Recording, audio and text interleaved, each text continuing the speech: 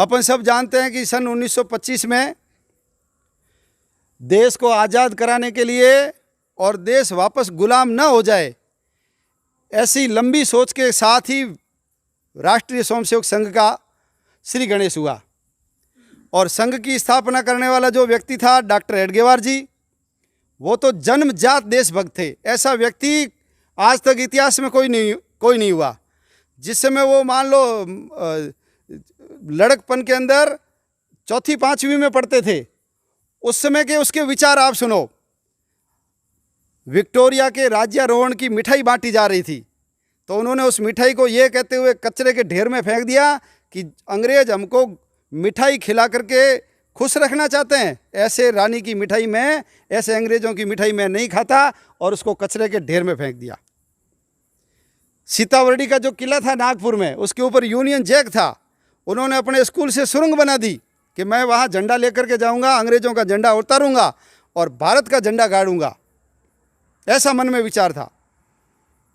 वंदे मातरम को सुनकर के अंग्रेजों को जैसे कोई गाली दी ऐसा लगता था। तो जब नील सिटी हाई स्कूल का निरीक्षण करने अंग्रेज अफसर आया, तो इस केशव ने योजना बनाई कि जो भी जिस कमरे में ये जाएगा, उस कमरे में हर बच्चा वंदे मातरम से उसका स्वागत करेगा। और ऐसी योजना बना करके वो अफसर जिस कमरे में गया, उस कमरे में उन्होंने वंदे मातरम का उद्घोष किया, और इसके कारण उनको स्कूल से निकलना पड़ा, निकाल दिया स्कूल से। बंग का आंदोलन हुआ तो उसमें उन्होंने सक्रिय भूमिका निभाई। वो वहाँ कलकत्ता में जाकर के पढ़े थे। क्यों? क्योंकि वो क्रांतिकारियों का गढ़ था।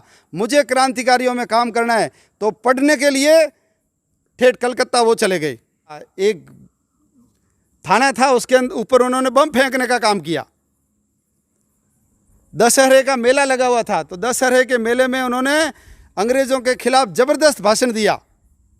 और जब इनको डॉक्टरी की उपाधि मिल गई, तो डॉक्टर का बहाना करके ये सैनिक छावनियों में जाते थे, और छावनी में जाकर के वहाँ से बंदूकें, पिस्तौलें, फौजियों की ड्रेस वहाँ से निकाल करके पूरे भारत के अंदर सप्लाई करने का काम ये करते थे। असहयोग जब आंदोलन चला, तो उस असहयोग आंदोलन में भाग लेने के कारण इनको 1 साल की जेल हुई।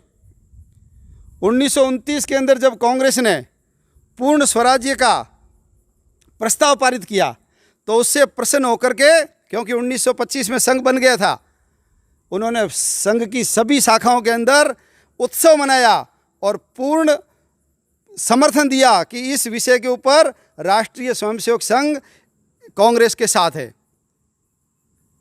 जब नमक सत्याग्रह हुआ, उसमें उन्होंने भाग लिया, और उसके कारण उनको दोबारा 1 साल की जेल हुई।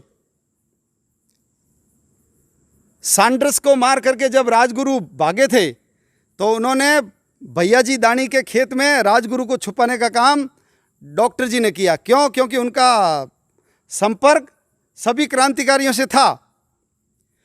और संघ की स्थापना हो गई। संघ ऊपर से खेलकूद का सेंटर दिखता है, लेकिन इनका अंदरूनी उद्देश्य देश को आज़ाद कराना है, अंग्रेज़ों का विरोध करना है। इसके लिए अंग्रेज़ों ने उसके ऊपर निगरानी रखनी शुरू की, और कर्मचारी वगैरह थे, उनका वहाँ प्रवेश करने पर रोक लगा दी, प्रतिबंध लगा दिया। भारत छोड़ो आंदोलन में उन्होंने भाग लिया, और भारत छोड़ो आंदोलन में भी उनको 1 साल की जेल हुई।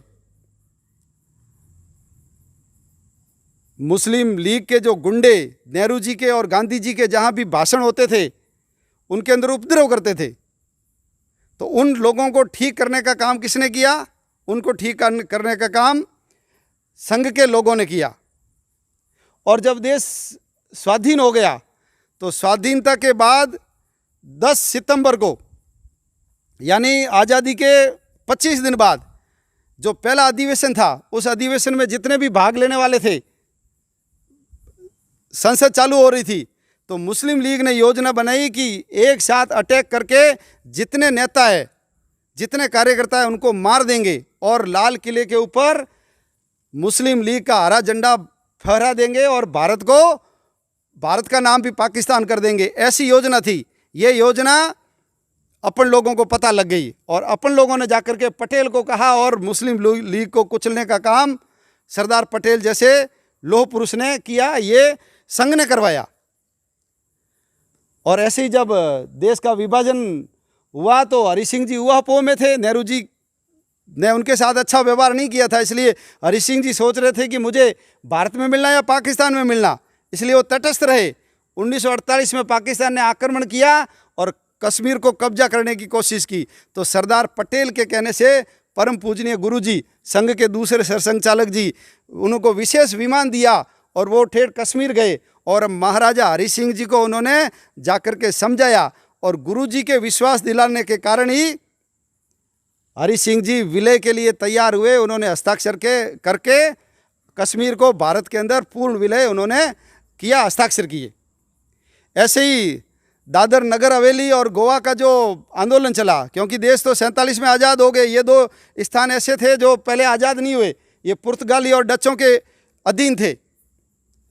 उस आंदोलन में स्वयंसेवकों ने भाग लिया और हमारे कई स्वयंसेवक पुलिस की गोलीबारी के अंदर बलिदान हो गए, शहीद हो गए। और जब चाइना से युद्ध के अंदर पूरे देश की आंतरिक व्यवस्था और सीमा के ऊपर चाइना से लड़ने के लिए स्वयंसेवकों का बलिदान तो कौन भूल सकता है। और उसी बलिदान से प्रेरित होकर के उस समय तत्कालीन प्रधानमंत्री पंडित नेहरू जी ने राष्ट्रीय स्वयंसेवक संघ को 26 जनवरी हुई उसमें आमंत्रित किया और हमारे 3000 स्वयंसेवक पूर्ण गणवेश के अंदर उस परेड के अंदर उन्होंने भाग लिया। संघ छोटा था उस समय, मात्र 25 में बना, 47 में देश विभाजन हो गया, 22 साल का ही था। देश विभाजन तो नहीं रोक पाया, लेकिन परम पूजनीय गुरुजी ने उस समय वो वहीं प्रवास पे थे कराची में, उन्होंने पाकिस्तान में रहने वाले सभी कार्यकर्ताओं से आह्वान किया था कि जब तक पाकिस्तान से सारे हिंदू सुरक्षित भारत में नहीं आ जाए, तुम लोगों को पाकिस्तान से नहीं आना है। इसलिए पाकिस्तान में रहने वाले सभी कार्यकर्ताओं ने जान जोखिम में डाल करके सारे हिंदुओं को भारत में लाने का काम किया, उनको सुरक्षित, उनको रात भर पहरा और उनकी सुरक्षा करते हुए भारत में लेकर आए। और जब वो जो रिफ्यूजी वहाँ से भगाए हुए हिंदू यहाँ आ गए तो उनको खाने का, पीने का, रहने का, टेंट का, ये सारा का सारा काम और व्यवस्था किसने की? ये संघ के स्वयंसेवकों ने की। इसलिए संघ के काम को और संघ के आज़ादी के आंदोलन में सहयोग को और आज़ादी के बाद में भी जितने काम हुए हैं उस सहयोग को कोई भूल नहीं सकता। ये दुष्प्रचार करने वाले लोगों को हम